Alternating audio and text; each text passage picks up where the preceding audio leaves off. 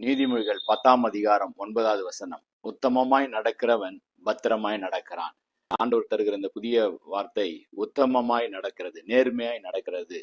புதிய நாட்கள், புதிய வருடத்தை துவங்கி இருக்கிற நாம் எடுக்க வேண்டிய ஒரு மிக முக்கியமான தீர்மானம், இந்த வருடம் முழுவதும் நான் உத்தமமாய் நடப்பேன்.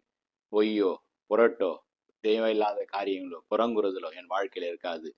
இறைவன் நம்மிடத்துல எதிர்பார்க்கிறதும் அதுதான், சக மனிதர்களும் நம்மிடத்துல எதிர்பார்க்கிறது அதுதான்.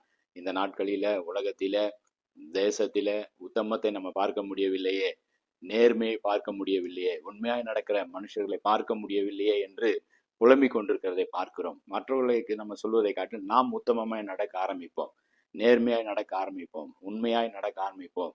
உண்மையாய் நம்ம நடக்கும்போது பரிபூர்ண ஆசீர்வாதங்களை கர்த்தரிடத்தில் பெற்றுக்கொள்ள முடியும். பாடுகள் வரும், இருந்தாலும் கவலைப்படாதிருங்கள். ஒரு தீர்மானம் எடுப்போம், இந்த வருடம் நான் உத்தமமாய் நடப்பேன், கர்த்தர் என்னை ஆசீர்வதிப்பார். God bless you.